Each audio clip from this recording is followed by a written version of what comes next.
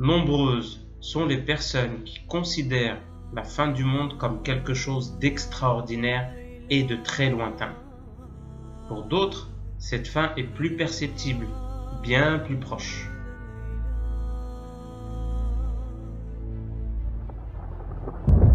L'Apocalypse est un événement qui suscite chez l'homme une peur permanente.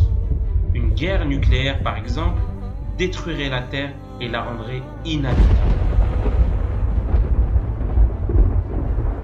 Un bon nombre de personnes se sont autoproclamés messagers de lumière. Ils laissent derrière eux les gens dans un vide spirituel. Le XXIe siècle est témoin d'une recrudescence de faux prophètes, de faux messies et de fausses religions. De ce fait, un grand nombre de sectes prospèrent qui comptent aujourd'hui des millions d'adeptes.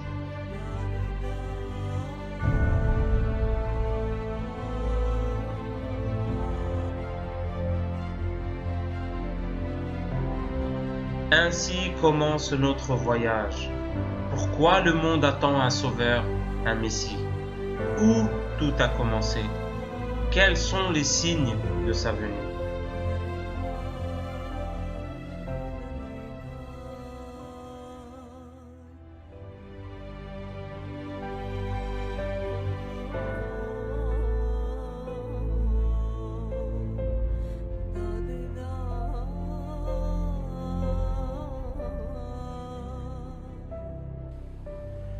Commençons d'abord par comprendre ce qu'est le messianisme.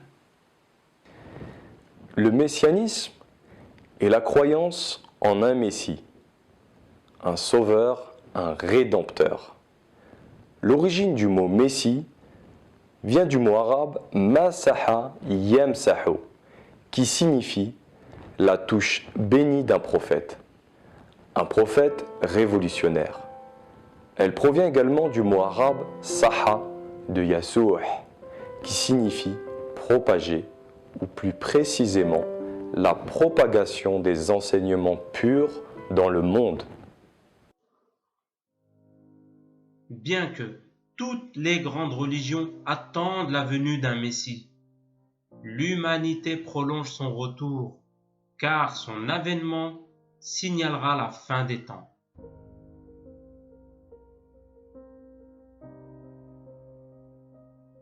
Les Juifs traditionnels et orthodoxes pensent que le Messie sera un descendant de la lignée de David. Il rassemblera les Juifs sur la terre d'Israël dans une atmosphère de paix.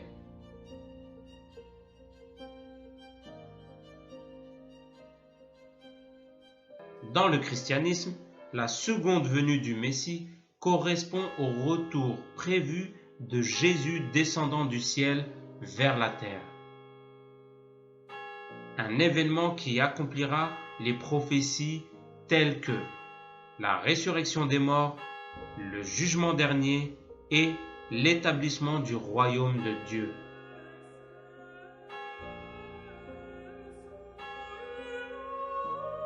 En islam, le Mahdi ou le bien guidé est le rédempteur prophétisé qui régnera 7, 9 ou 19 ans sur terre avant le jour de la résurrection.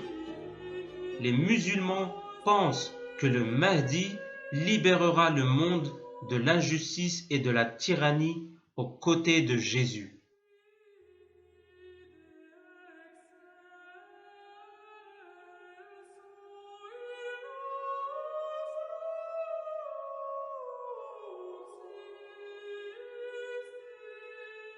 Dans la tradition bouddhiste, un Maitreya apparaîtra sur terre. Il permettra aux hommes d'atteindre l'illumination complète et leur enseignera le Dhamma pur, c'est-à-dire les enseignements de Bouddha.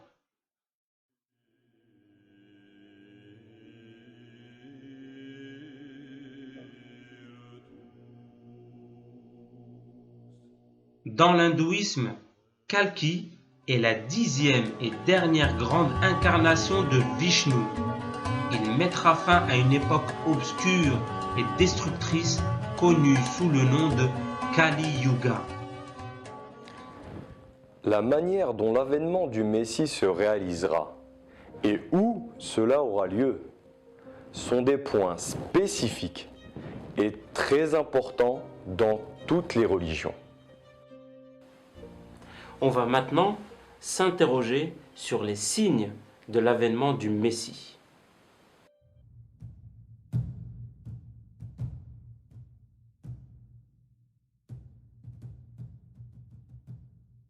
La venue d'un Messie est l'espoir pour tous les croyants que Dieu contrôle toutes choses et qu'il reste fidèle à ses promesses et aux prophéties.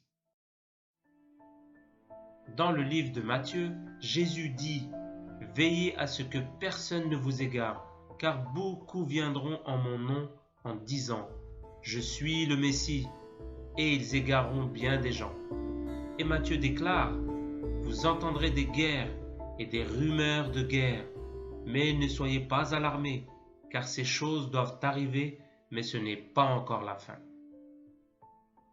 Dans le livre de Luc, nous pouvons lire « Puis il leur dit, on dressera nation contre nation et royaume contre royaume.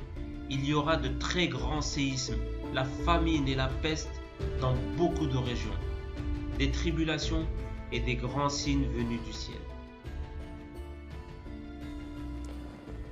Il est important de comprendre ces prophéties. Il ne faut pas les prendre au sens littéral, mais plutôt au sens métaphorique ou allégorique.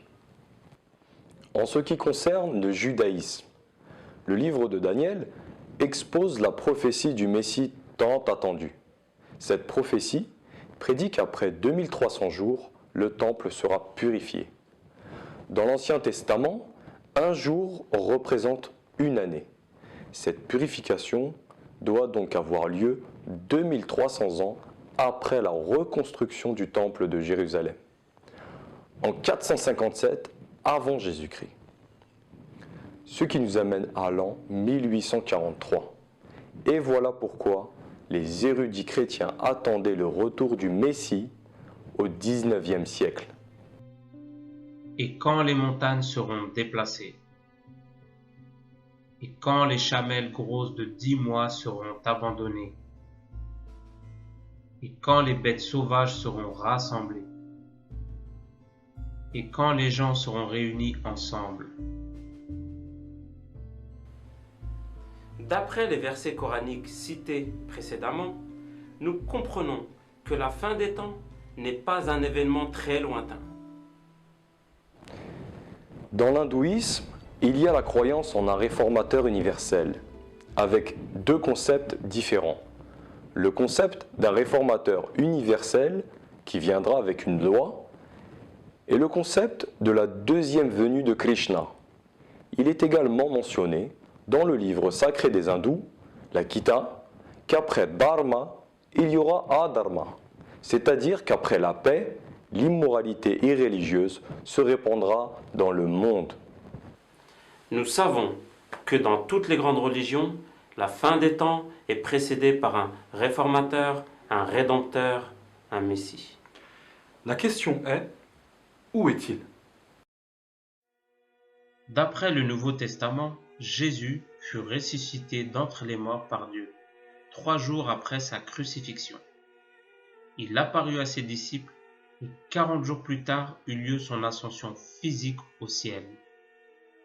De ce fait, il avait une nature à la fois humaine et divine, et il exerçait une autorité terrestre et céleste. La plupart des chrétiens croient qu'à la fin des temps, Jésus descendra du ciel pour juger les vivants et les morts, et complétera les prophéties.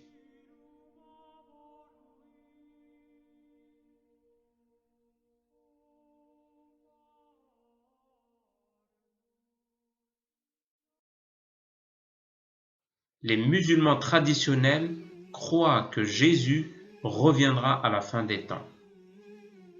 Selon eux, un verset coranique fait référence au retour du Christ. Mais en vérité, il est un signe de l'heure. Ne soyez donc pas dans le doute à ce sujet, mais suivez-moi. Ceci est un chemin droit.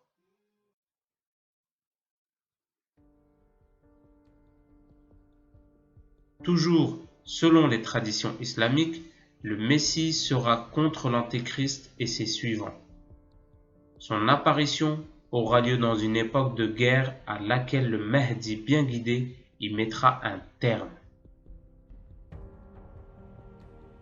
Jésus descendra du ciel près du minaret blanc à l'est de Damas. Il sera vêtu d'une tunique de couleur safran. Il portera sur sa tête un couvre-chef. Il rejoindra le Mahdi dans sa guerre contre l'Antéchrist. Jésus sera soumis aux enseignements islamiques et vaincra l'Antéchrist. Alors, tous les gens du livre, les Juifs et les chrétiens, croiront en lui. Ainsi, ne subsistera qu'une communauté, celle de l'islam. Étant donné que toutes les grandes religions attendent son second avènement, qui jugera du statut de véritable Messie? Est-ce les Juifs, les chrétiens ou les musulmans?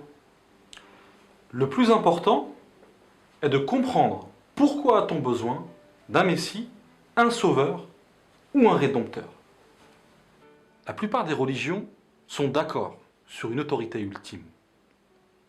Les religions prêchent que le devoir des hommes est de servir l'humanité. Le but étant de refléter les attributs divins par l'exemplarité dans sa vie quotidienne et de guider les hommes dans leurs pratiques religieuses. Les religions retracent leurs origines à travers un fondateur et un porteur de messages divins. La plupart des enseignements sont communiqués pour assurer un avenir prospère à travers les traditions et les transcriptions détaillées. Ces enseignements sont corroborés plus tard par les prophètes ultérieurs. Chaque religion majeure croit au retour de son fondateur pour revigorer le vrai message avant la fin des temps. Les partisans de plusieurs religions affirment que leur fondateur est monté au ciel et qu'ils attendent son second avènement. En observant les fonctions de Jésus-Christ lors de sa seconde venue, nous remarquons que le saint prophète, que la paix et le salut soient sur lui, a affirmé que le Messie brisera la croix, tuera le porc et combattra l'Antéchrist. Sa tâche principale est de faire primer l'unicité de Dieu sur terre et de libérer le monde de toute forme de polythéisme. Sa seconde tâche est de rétablir le lien entre l'homme et son Créateur. Sa troisième tâche est de ranimer la foi dans le cœur des hommes et des croyants par la démonstration des forces célestes et terrestres. Supposons que la fin du monde est proche. Il est raisonnable de considérer que ce second avènement se manifeste en même temps pour toutes les religions. Mais vont-elles toutes reconnaître cette seconde manifestation?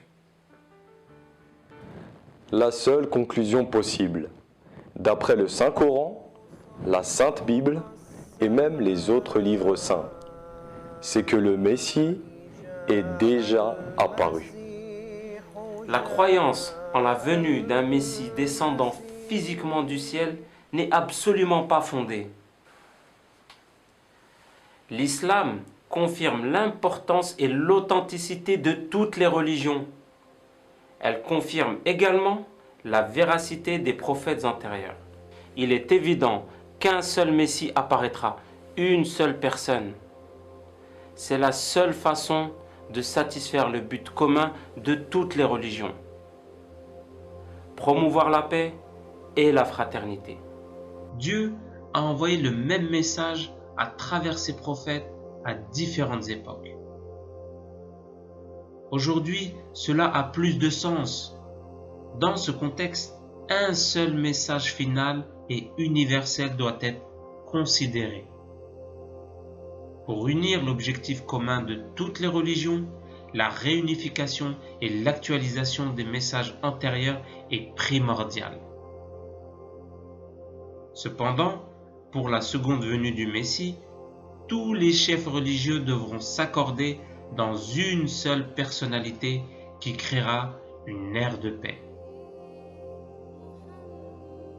Son message prévaudra non pas par la force, mais par la compassion, la logique et le raisonnement. Les musulmans croient que l'Ancien et le Nouveau Testament prédisent l'avènement d'une nouvelle loi universelle qui durera jusqu'à la fin des temps. Cette loi correspond au Saint-Coran, qui accomplit les prophéties des Écritures antérieures révélées par le Saint-Prophète Mohammed, paix et salut soit sur lui. Le Saint-Coran s'adresse à l'humanité entière, qui délivre un message de paix, de fraternité universelle, de justice et d'égalité absolue.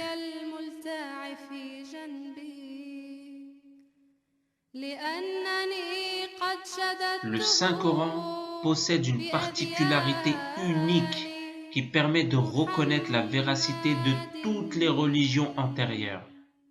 Il cite de nombreux prophètes qui furent envoyés aux différents peuples et à plusieurs époques, avec le même message universel de l'unicité de Dieu et avec les enseignements bienveillants et compréhensibles selon l'époque.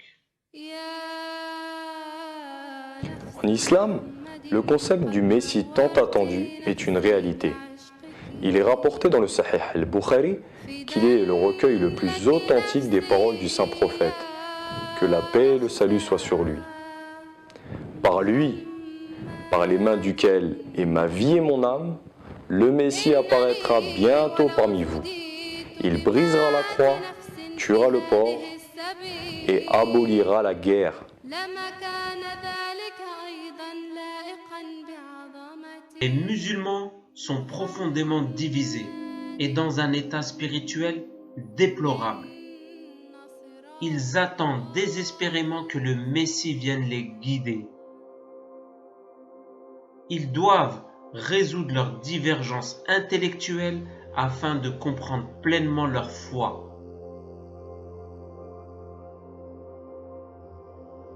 Il est évident qu'il ne peut y avoir qu'une seule interprétation correcte du Coran, et c'est le rôle du Messie de la fournir. C'est exactement ce que fait Jésus pour les Juifs. Il réinterpréta et restaura la loi mosaïque, qui fut perdue et réduite à des mythes et des dogmes. Le rôle du Messie dans toutes les religions doit être le même.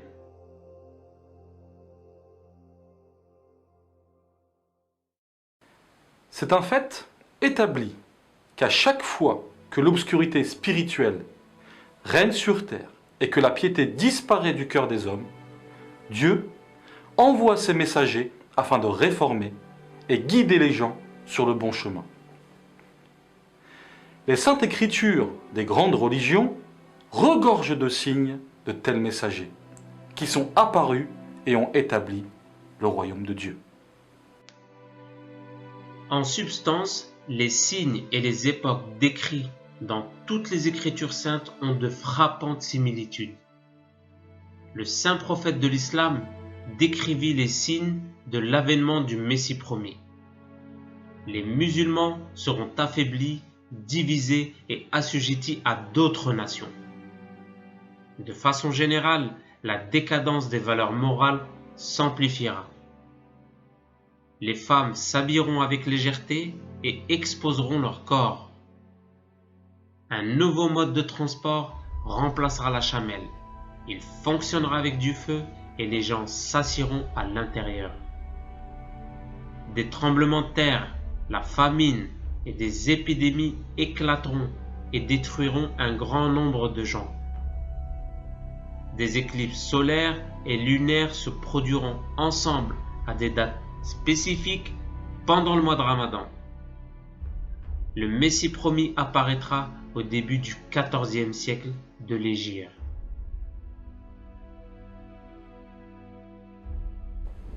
Jésus, que la paix soit sur lui, explique très clairement dans les évangiles comment distinguer le véritable prétendant. La façon dont il l'explique est merveilleuse.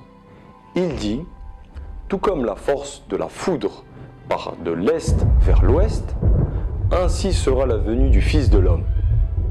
Ensuite, concernant les éclipses du soleil et de la lune, il mentionne que le soleil sera obscurci et que la lune n'enverra pas sa lumière. Les étoiles, qui représentent métaphoriquement les érudits religieux, tomberont et les fondements du ciel seront secoués. Les prophéties bibliques concernant la deuxième venue du Christ au XIXe siècle sont tellement claires et nombreuses que des centaines de savants chrétiens attendaient sa venue. Certains prédirent avec précision quand il devait apparaître. Ils conclurent que tous les signes qui devaient précéder la prophétie s'étaient manifestés. À la même époque, en 1882, dans un village éloigné en Inde, un humble homme de Dieu reçut la révélation suivante concernant sa nomination en tant que réformateur divin à travers les mots suivants. Déclare, j'ai été commandé et je suis le premier des croyants. Il est intéressant de noter que lorsque le saint prophète, que la paix et le salut soient sur lui, prophétisa la venue de Jésus, que la paix soit sur lui, à la fin des temps, il utilisa le même style de langage que le Christ lui-même utilisait. En effet, il est bien connu que Jésus, que la paix soit sur lui, utilisait des paraboles et parlait dans un style métaphorique.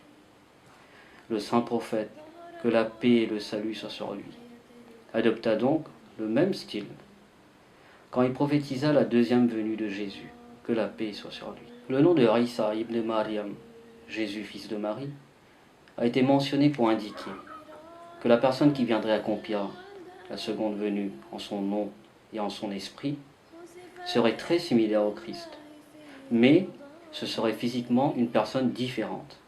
Dans les hadiths du saint prophète Mohammed, que la paix et le salut soient sur lui, il y a des informations précises concernant deux messies différents, celui venu il y a 2000 ans et celui prophétisé à une époque future. Il s'agit bien de deux personnes distinctes, car la description de leur visage, de leur apparence et de leur corpulence diffère complètement.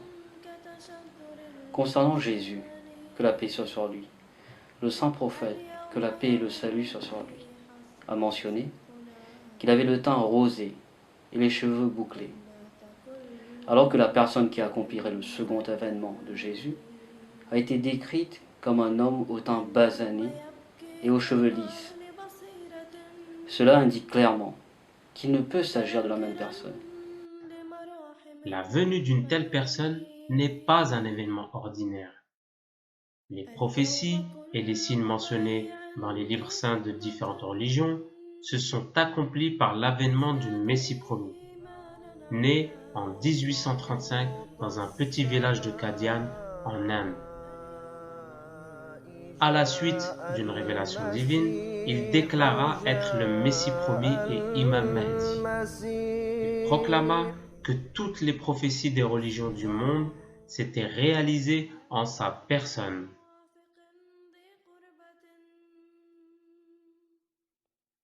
Hadrat Mirza Ghulam Ahmed fonda la communauté musulmane Ahmadiyya en 1889. L'islam étant le code de vie complet et parfait pour toute l'humanité, il enseigna que le saint prophète de l'islam Mohammed, paix et salut soit sur lui, est le dernier prophète de Dieu, apporteur de loi. Le réformateur promis devait donc apparaître parmi les musulmans et être subordonné au saint prophète de l'islam. Il était un fervent champion de la cause de l'islam à une époque où les valeurs islamiques étaient mal comprises, y compris parmi les musulmans eux-mêmes. L'islam était à son niveau le plus bas, politiquement, socialement, moralement et spirituellement.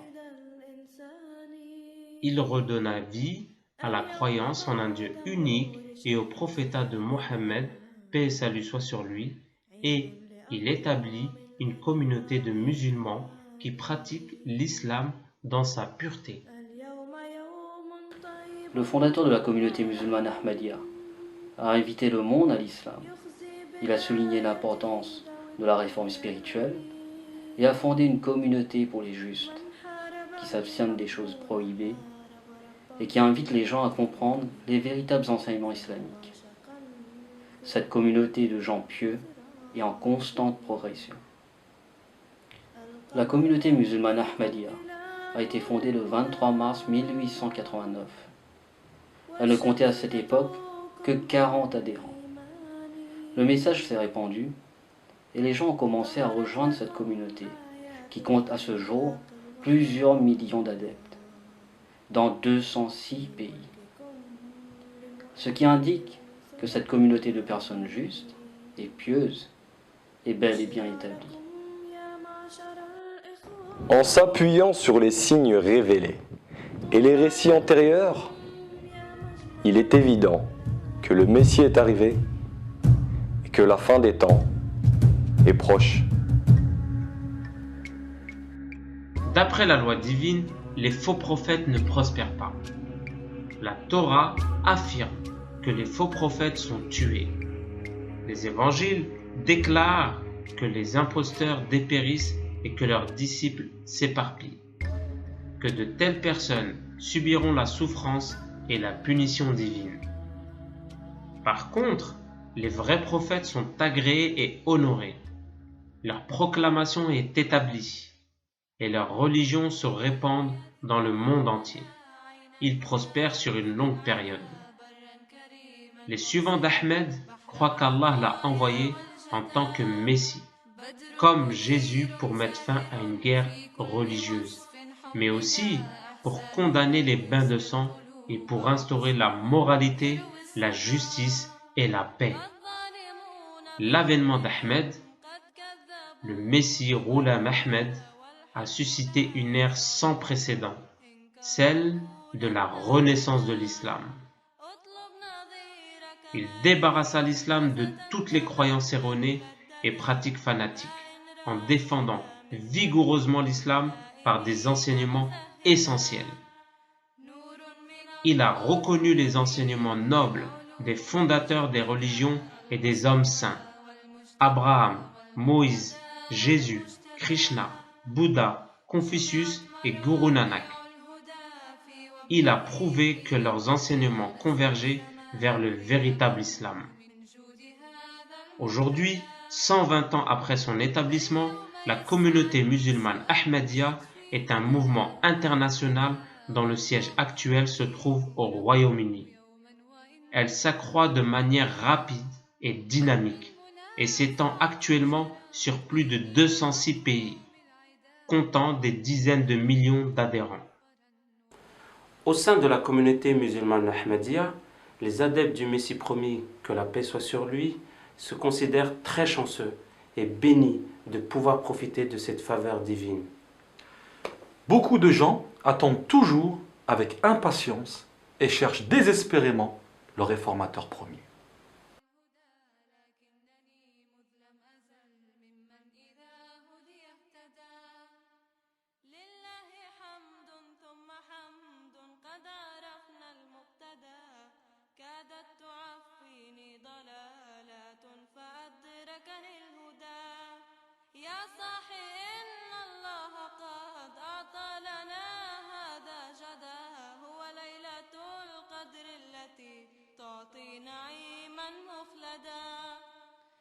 لله حمد ثم حمد قد عرفنا المقتدى كادت تعفيني ضلالات فأدركني الهدى يا صاحي إن الله قد أعطى لنا هذا جدا هو ليلة القدر التي تعطي نعيما مخلدا يا قلبي اذكر أحمدا